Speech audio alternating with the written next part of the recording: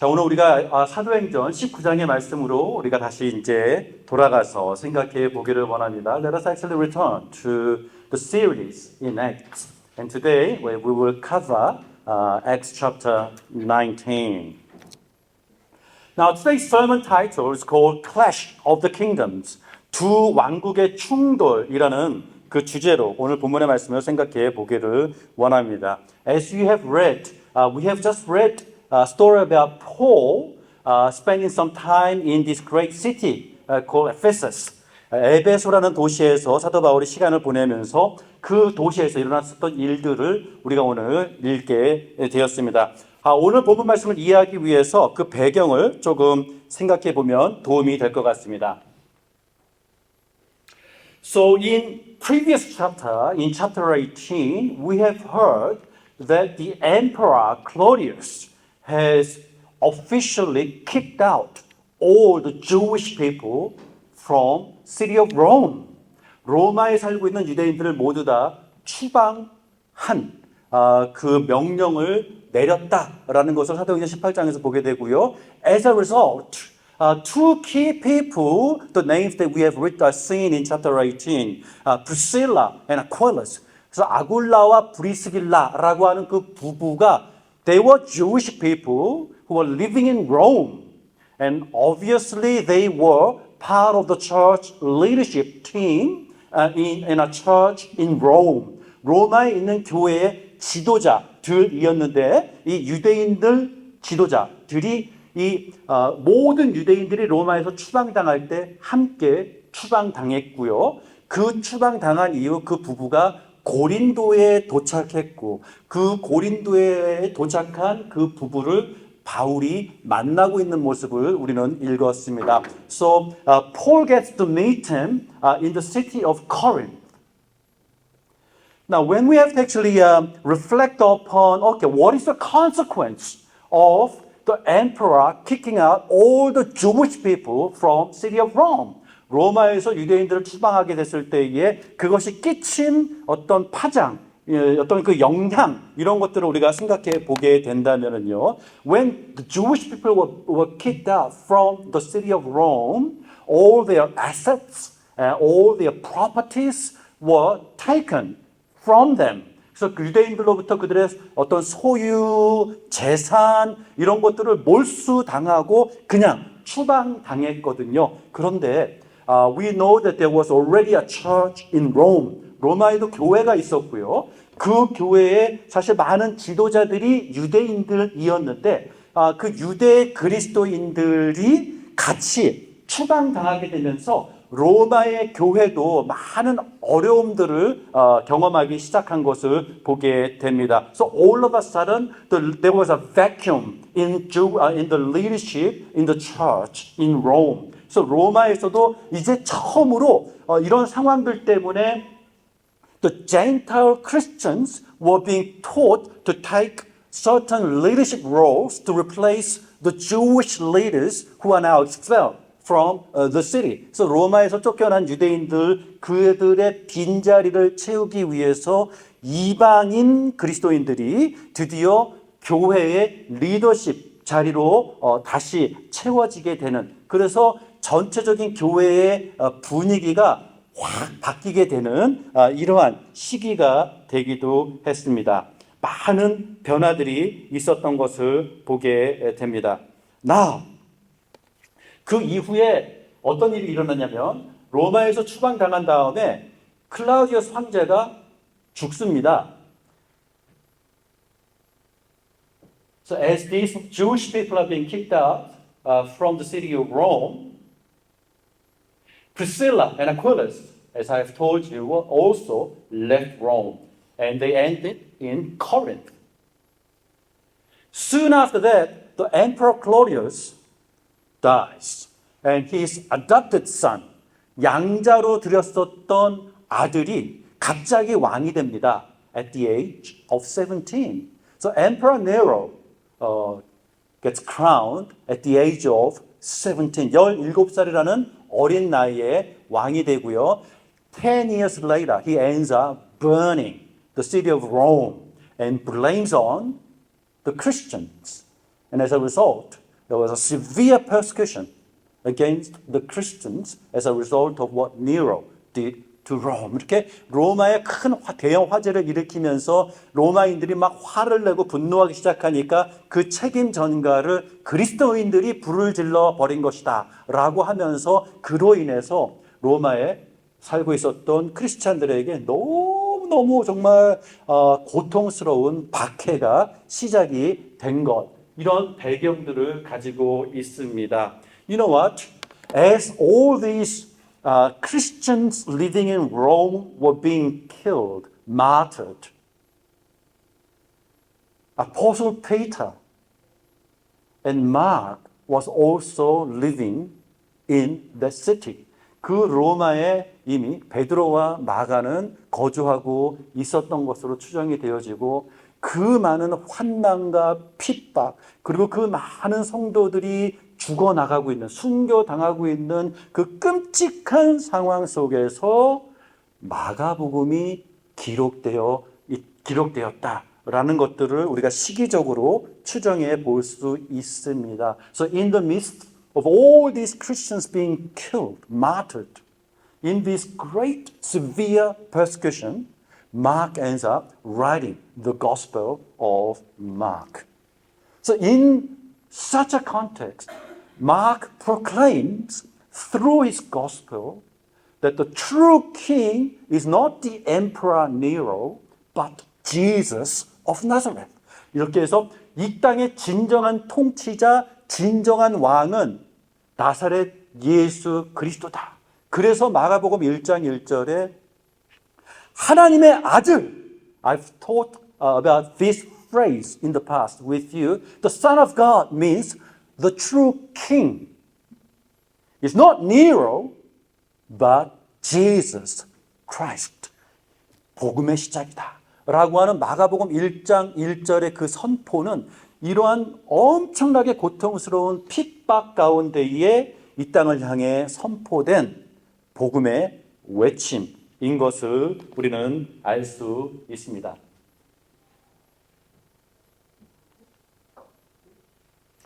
So, going back to today's context in Book of Acts, 사도행전 18장에 드디어 바울이 이 브리스길라와 아굴라 이 부부를 만나서 고린도에서 사역을 하기 시작합니다. 고린도라는 곳이 어떤 곳인가를 우리가 한번 생각해 보면 굉장히 도움이 많이 될 것입니다. So we will have a great understanding why Priscilla and Aquilus came to Corinth and why Paul chose to go to Corinth and spent 18 months teaching the Bible, teaching the gospel in the city of Corinth. 고린도에 엄청난 핍박이 있었을 때에 사도행전 18장을 보게 되면은 하나님께서 바울에게 직접 말씀하십니다. That you should persevere and continue to preach the gospel in this city because in this city there are many who belong to me. 그래서 사도행전 18장에는 하나님께서 바울에게 이 도시에 나의 백성들이 많이 있다. 그러므로 인내해라. 그러므로 그곳에서 복음을 계속해서 외쳐라. 라는 명령을 주신 것을 보게 됩니다. 자, 고린도는요. This is a harbor city in Macedonia. 그래서 이 그리스 지역에 있는 항구 도시였고요. 그리스 지역에 if you sort of picture the map Rome, Italy, 롬이 있고 when we are facing towards Asia, Turkey, 롬이 있고 Greece가 있고 그 다음 그 옆에 터키가 있습니다. In ancient days, they called Turkey Asia Minor, 아시아라고 불렀죠. 그래서 이 유럽, 이 롬에서 모든 트레이드가 고린도 항구를 통해서 출발해서 아시아로 갔고요. 아시아에서 걷어들이는 모든 진귀한 고급진 물건들이 다 이 고린도 항구로 들어와서 롬으로 다 이동이 되었기 때문에 all the major trades happened in the harbor of Corinth as all the wealth from Rome were traded to Asia through Corinth and all the wealth from Asia and landed in Corinth to go to Rome. 이런 식으로의 도시였기 때문에 이 도시는 굉장히 정말 부요한 도시였고 이 도시는 많은 다양한 인종들이 살고 있었습니다. This is literally a multicultural community and very diverse in their religious beliefs. 그래서 그 종교적으로도 굉장히 다양한 종교들이 흥황하고 있었던 도시이기도 합니다. And they worshipped this particular goddess called Aphrodite. Aphrodite는 she was a goddess of abundance. 풍요의 여신이었는데 이 풍요의 여신을 섬기는 방법이 굉장히 참 문란한 이러한 예배 방식, 경배 방식을 갖고 있었기 때문에 고린도라는 도시는 그 종교 행위로 인해서 상당히 문란한 도시이기도 했습니다. So they were very sexually corrupt as a result of worshiping this particular goddess. 그래서 이 여신을 숭배하는 신전이 이 고린도에 큰 게 있었는데 그 신전 안에는 항시 1,000명 이상의 여자 사제들이 항상 거기서 근무하면서 그 행위를 도왔다라는 기록들이 있었을 정도로 굉장히 문란한 도시이기도 했습니다. So there were over 1,000 women priests who were working and serving in the temple in Corinth. And as a result, the city was very active in a sexual lifestyles.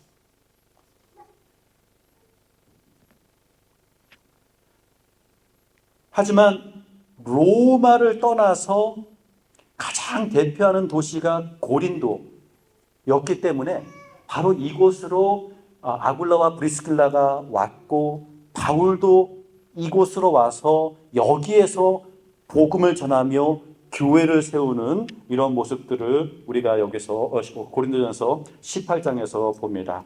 So it was a strategic place for Paul and Paul's fellow workers to build a base in Corinth, to start the church.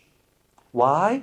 Because that was the next best place after Rome. 로마에 들어가지 못하는 상황 속에서 이 고린도의 기독교적인 기지를 구축하는 것이 복음의 전략에 굉장히 참 중요한 기능을 했기 때문이다 라는 것들을 보게 됩니다. However, they also faced with great opposition in that city. 그래서 그 도시에서 riot들이 일어나서 결국 바울이 그 도시를 떠날 수밖에 없게 됩니다. And yet, we know from chapter 18 that Paul spent 18 months teaching and training the disciples and running the church in the city of Corinth. 그리고 이 고린도에서 18개월 동안 사역을 하는 동안 this was the place where he writes a letter to Thessalonica. 그래서 데살로니가 전서, 데살로니가 후서 이 귀한 편지가 바로 이때 바울이 기록하게 된 시점이기도 합니다.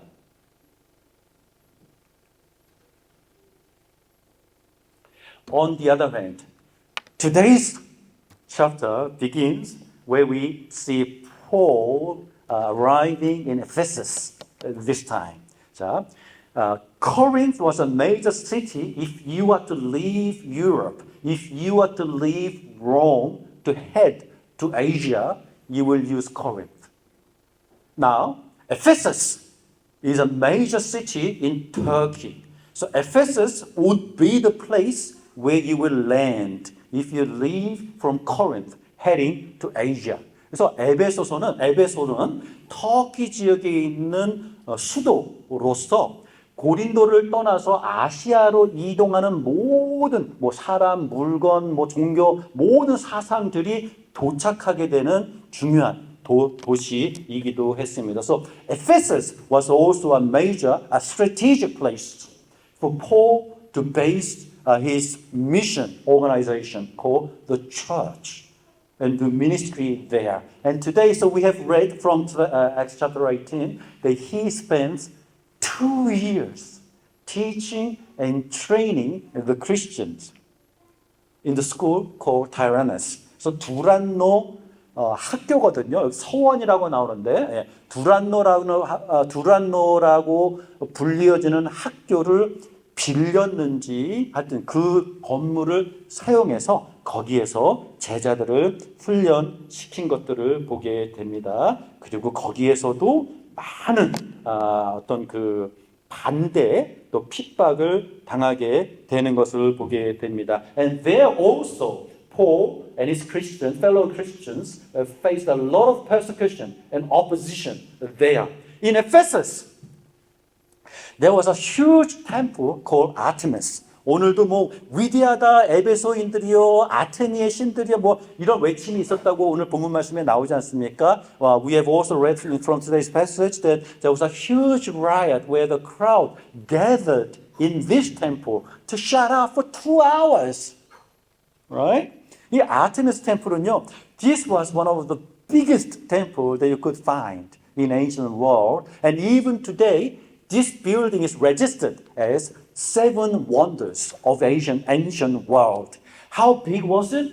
Well, it was 115 meters long and 55 meters wide. This was a huge temple, and obviously, so we can speculate that people in Ephesus were also very religious people. 이러한 종교적인 열심이 있는 곳에서 바울이 이런 신들을 반대하고 예수님을 하나님으로서 복음을 전파하는 일들을 했기 때문에 에베소서가 굉장히 큰 반대에 경험하게 되는데, so what was the majority of the people who opposed Paul?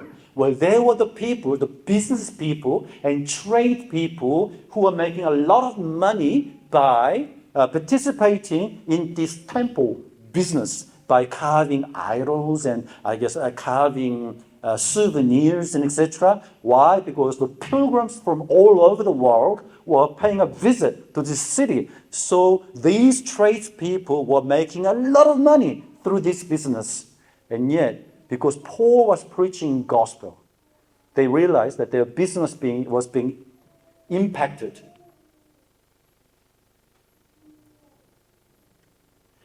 And as he was spending 2 years in Ephesus, this was also a time where Paul writes 2 letters to Corinth. 그래서 에베소서에서도 사역을 하는 동안 계속해서 바울은 두 번째 strategic place, the Corinth. I cannot forget Corinth. I must encourage and continue to teach Christians who are running the church in Corinth. And with that in mind, Paul has written these 2 valuable letters while he was staying in Ephesus. And as a result of Paul's ministry, the city people in Ephesus have collected sorcery books, the magic books. They collected it in such a volume and they burnt it. And in the context, it tells us the value. 거기에 은 50만 드라크마라고 하는 말이 나오는데요. 50,000 drachmas worth of books were being burnt as a result of Paul's ministry there. And if you translate that to today's currency, many scholars do say it's actually worth many million US dollars in today's worth of those books were being burnt. So imagine for those people, the tradespeople who are making a lot of money through sorcery, magical practices, and also carving idols and souvenirs for the god Artemis that they were worshipping, all this business were being affected as a result of Paul's ministry. 그래서 이 바울의 사역으로 인해서 좀 많은 타격을 입었던 많은 사람들이 굉장히 강하게 반대하고 있는 모습들을 우리가 오늘 본문 말씀에서 보게 됩니다. In this midst of severe opposition and persecution from the non-believers, 에베소서에서 굉장히 강한 성령의 능력, 기적들이 많이 일어났다라는 모습들을 성경이 오늘 본문 말씀을 통해서 얘기해 주고 있습니다. 그래서 오늘 기록들을 보게 되면 we cannot help but to notice that there is a severe warfare happening wherever the gospel is traveling. There was a severe spiritual warfare happened in Corinth. And there was even greater warfare continuing in this city where Paul was doing ministry.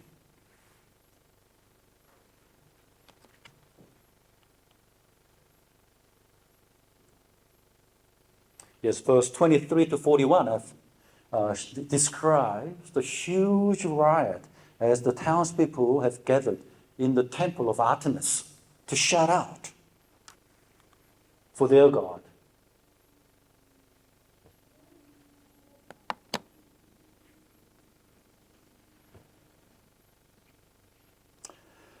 As Christians,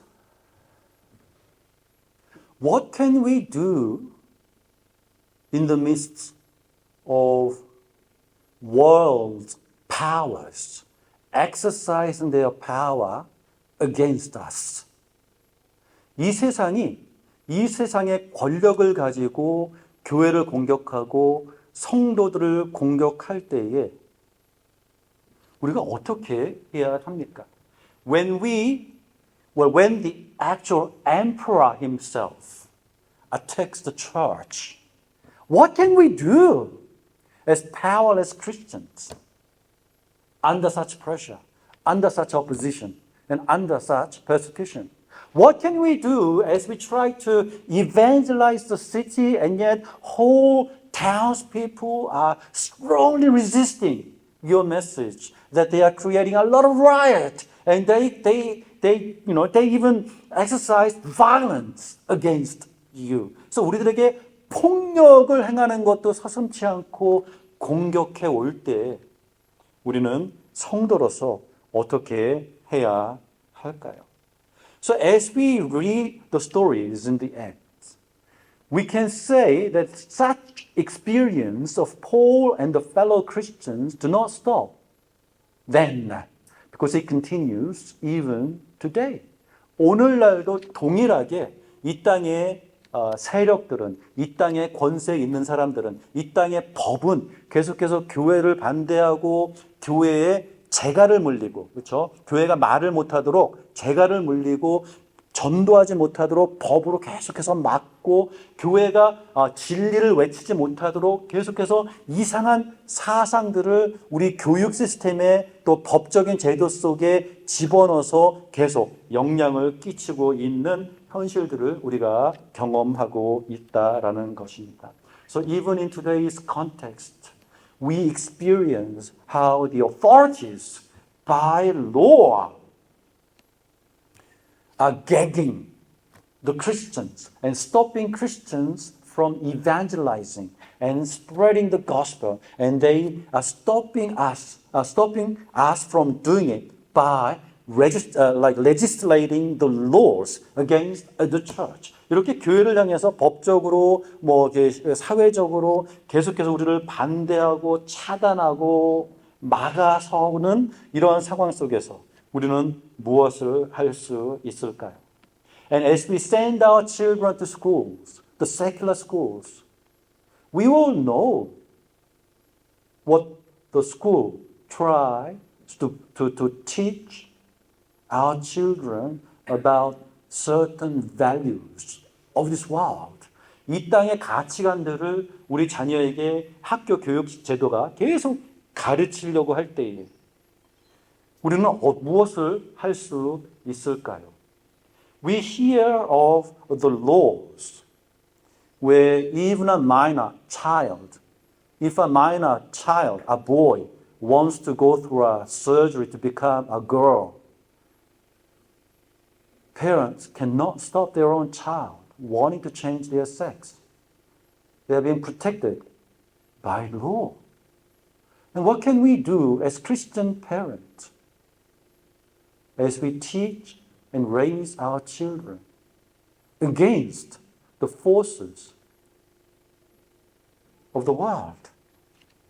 오늘 본문 말씀은 우리들에게 세 가지를 가르쳐 주고 있습니다. 첫 번째가 오늘 본문 말씀 통해서 확인할 수 있는 것은 It is the power of God through what the Holy Spirit empowers us and shows amazing manifestation of His presence and His powers in ministry. 바울의 사역의 현장을 통해서 성령님의 강한 임재하심, 역사하심, 그리고 그 영적 세력들을 무너뜨리시는 놀라운 그 하나님의 운동을 우리는 읽었습니다. 그래서 오늘도 우리가 이 땅의 많은 반대 속에서 우리도 오늘날 이 땅의 영적 전쟁을 치르는 상황 속에서 동일하게 성령님의 도우심을 간구해야 할 것입니다. Likewise, we should pray for the Holy Spirit to do whatever that He wishes to do for His kingdom and for His people. 두 번째는 무엇입니까? 바울이 했었던 것처럼 고린도에서도 그렇고 에베소에서도 그렇고 바울은 그러한 영적 전쟁, 무기력할 수밖에 없는 연약한 상황 속에서도 계속해서 복음을 외치고 복음을 가르쳤습니다. That's what Paul did, that he continued to teach the Christians and they trained Christians so that they can stand firm on the gospel. 복음 위에, 말씀 위에 굳건히 설 수 있도록 가르쳤다는 것입니다. So receive the Holy Spirit and learn about the kingdom of God. 오늘 본문 말씀에 사도 바울이 특별히 어떤 주제를 가지고 집중적으로 가르쳤느냐 했을 때에 하나님의 나라라는 주제로 성도들에게 2년 동안 계속해서 가르쳤다라는 것들을 보게 됩니다. See, Paul chose a topic called the kingdom of God, and he taught Christians for 2 years with this topic. Why? Because there were clash of the kingdoms, there were clash of the powers that was happening on a physical level as well as the spiritual level. That's why Christians need to be armed, and educated, and trained to have a greater depth in understanding of what the kingdom of God is all about. And there still is an effect today. 오늘날도 하나님의 나라에 대한 깊은 이해. 하나님의 나라가 뭡니까? 이 땅의 진정한 왕은 누구신가? 그 왕의 백성은 누구인가? 그 왕의 백성으로서 우리는 이 땅에서 어떻게 살아갈 수 있을까? 이런 것들을 성도들이 배워야 한다. 이런 것들을 성도들이 우리의 삶 속에서 살아내야 한다라는 것들을 사도 바울은 그 당시 외쳤던 것입니다. By teaching about kingdom of God, Paul taught about the true kingship of the world on both the physical level and also in spiritual level. That Jesus Christ was the true king, not the Emperor Nero, but Jesus Christ, and us being His people, that Paul emphasized and taught how God's people ought to live in spite of the pressures that are coming from government, in spite of the pressures that are coming from pagan believers, from diverse religious backgrounds of all these people who were attacking Paul. 그리고 세 번째, 이게 굉장히 중요한 또 포인트이기도 합니다. That as people turned from worshiping idols, that people turned to worship Jesus. They burned all their sorcery books and books of magical practices. 예수님을 믿기로 결단하는 그 과정 속에 사람들은 그동안 그들이 교육받았었던 그리고 그들이 적힌 대로 삶 속에서 실천하면서 살아왔었던 지침, 여기에서는 마법의 책들이라고 얘기하는 것을 보게 됩니다. 우상 숭배 교과서들이라고도 볼 수 있을 것입니다. 그런 책들을 다 불태웠다라는 것입니다. 그런 책들을 불태웠다는 말은 무엇을 의미합니까? That they have decided to say no to the magical practices that they have been living all throughout their life. Now, through having a faith in Jesus, they are now cutting the chain and turning from worshiping idols to worship true and living God. 이 세 번째가 어떤 면에서 중요합니까? Yes. Your daily life, how you live your life is so important. So as you are being taught, as you receive the gift of the Holy Spirit, and as you are being trained to live as God's people, you got to start exercising and practicing and to live out the life that you are being taught in the church. 이 세 번째는 그래서 교회에서 선포된 메시지를, 그리고 여러분들이 성경을 통해서 배우는 그 놀라운 복음의 내용들을 여러분들이 학교에서, 직장에서, 가정에서, 이 마켓플레이스에서, 이 삶의 현장에서 살아내야 할 그 중요성들을 성경이 얘기해 주고 있다라는 것입니다. You know what? There are so many Christians who are being well taught in the church, who are being well trained in the church, but continue to live the secular way when they go home, when they go to work, or when they go to school. That there are two distinct lifestyles that people live. That certain lifestyle that you show as you live with the church people, and other kind of lifestyle as you go home. 이렇게 아직도 많은 예수를 믿는다 하는 사람들이 교회에서 배우는 신앙을 가지고 가정과 학교와 직장과 이 사회 현장에서는 전혀 적용하지 못하고 그냥 세상 사람들과 구분되어지지 않는 똑같은 삶을 그냥 살아나가는 모습들을 우리는 너무나도 많이 보게 됩니다. 그래서 오늘 우리는 이 말씀을 들으면서 이 도전을 서로에게 했으면 좋겠습니다. So it will be a great opportunity for us now to encourage one another and look at each other's eyes and just remind them and encourage them, saying, okay, the message that we are being taught at the church, I am committed to live this out at home. I'm committed to live this out at schools. And I'm committed to live this out at my workplace. 이렇게 내가 삶의 현장에서 하나님의 백성답게 살겠습니다. 내가 교회에서 배우는 하나님의 가치관들을 나의 삶의 현장에서도 실천하면서 살아가겠습니다. 라고 하나님 앞에 다시 한번 다짐하는 여러분들이 되기를 주님의 이름으로 축원합니다. 함께 기도하겠습니다. Father God, we thank you so much that you are the true King. That you are the one who has the true authority to govern this world. And that there are no powers who can challenge your authority. 아무리 이 땅에 네로 황제 같은 군주들이 으르렁 거리고 있는 상황일지라도 참된 왕, 진정한 권세 있는 자는 오늘도 예수 그리스도이심을 고백합니다. 그러므로 하나님, 우리가 그 누구도 두려워하지 않게 하여 주시옵소서. As a result, Lord, we pray that we will fear no one and stand firm in the gospel that we have been taught. And Father, we pray that you will fill us with your Spirit and you will strengthen us through your Spirit so that we may live out your values in all aspects of our life. And we pray this in Jesus' name.